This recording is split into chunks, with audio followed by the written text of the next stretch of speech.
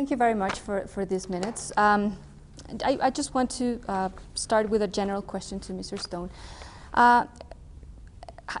The film captures the complexity of the drug trade in a way that not many films do.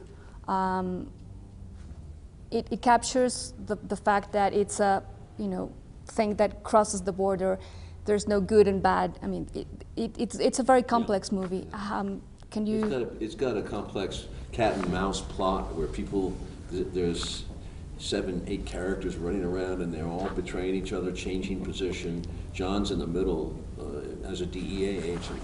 But the secret in the movie is simply, if you look at the map we show, there's an animated map, and you see a border that runs for 2,000 miles from Texas through California. It's a huge border. That's the secret to the drug war. That's where the money is.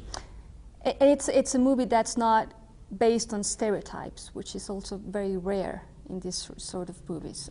Well, there's a wonderful book by Don Winslow, and we researched it. He met with a real DEA agent, spent time with him, and also we talked to a lot of people in the cartel who've been in the cartel, who've been in jail, all that stuff. How did you prepare for this role? I mean, you talked to several DEA agents, I know. What sort of conversations did you have with them? Well, that's the question. Is the conversations I had are what led me to to the key to the character, because this particular character is so duplicitous and has to always be frightened for his life. And if he doesn't say or do the right thing, he could be caught at what he's doing. That's in the government, and that's with the young guys. That's with the cartel. He's dancing on a cliff, that's how I saw him. And when I met this one guy in particular, who was undercover in the Middle East, and he would make friends with families and then betray the whole family within a month, and they'd fall in love with him, he'd fall in love with them. I said, how do you live with yourself with this kind of behavior? And when he said that that's just his job and what he was committed to do, I realized I had to commit to this duplicitous thinking and this risk-taking style of life in order to portray this character correctly. But it also is very funny, because it's almost the relief in the movie is when Dennis comes on, he's so he's so outrageous in his playing every side that it's almost humorous. What was the most challenging thing for you, to try to balance exactly this, the humorous part with the very dangerous part of the character, with the family man? The DEA guy had to say, he said to me, you have to be the best actor in the world to survive being an undercover DEA agent at this level. Sure. He said, you have to lie with your eyes and your face at every given moment in order to survive it. And that's what the key was to. I said, okay, I just have to be this layman who is an actor, and that's what most PIs and undercover guys are, just good actors usually, The American people is usually very conscious about what they buy. I mean, they worry about the iPads, they worry about the Chinese workers, they worry about the Nike workers in Thailand. Why do you think there's not as much conscious about the people in Mexico, the people that are suffering from the drug trade in Mexico? How can you explain that? Because they're consumers and they want to get their product, and they want to smoke marijuana or inhale cocaine or heroin, or they just want it, and they don't care where it comes from, Afghanistan or Asia or Mexico. They don't want to. They don't want to. Need money, so it's an underground economy, but it's huge. It's bigger than oil and tourism, I believe, and the numbers are big. But also the whole economy of Mexico, it would collapse without the drugs, without the drug war and the inflated price. There's this big debate going on right now about this decriminalization or legalization of drugs. Do you see that debate being done in the U.S. as well? No, not at the same level. It goes on, yes. Obama has talked about it. He's talked about treating criminals as patients and medically, which makes sense. Getting the people out of jail where they're taking up half prison space in federal prison. So the war is a huge waste of money. It's a war for money, huge.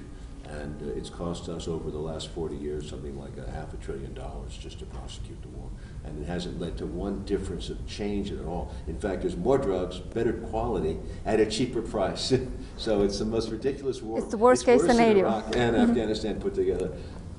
So, John, this is In fact, it's also worse than Vietnam. this is also a love story.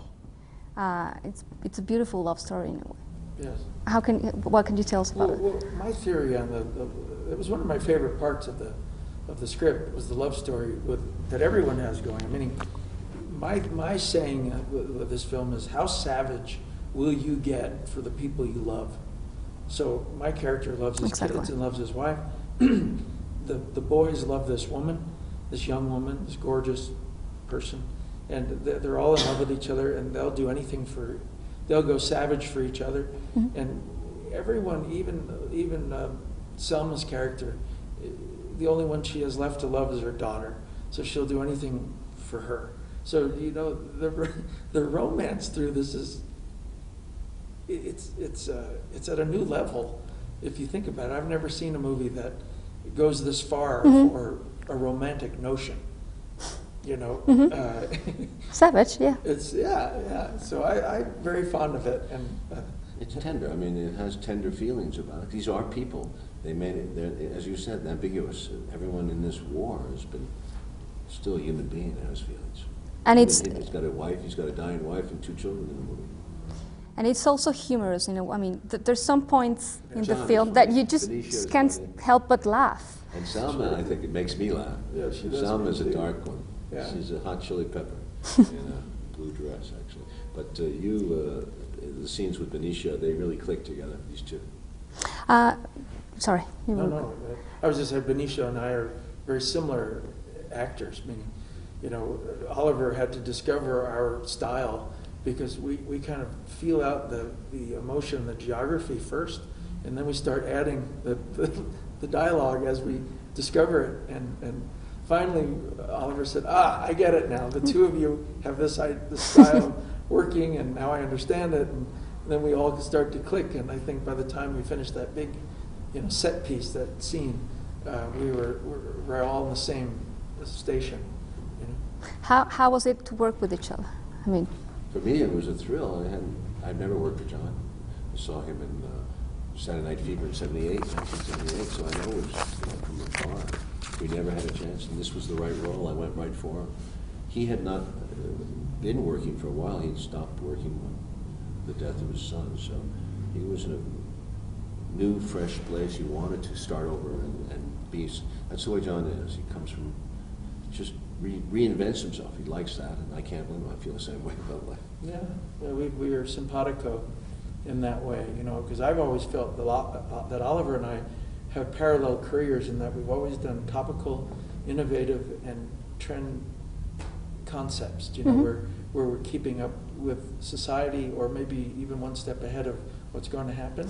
And I think we're the only two, director-actor duo that actually live parallel universes. Hadn't worked before. And to some degree, if you analyze it. So I was always attracted to Oliver's filmmaking and writing because of that. Because that's those are my instincts as well.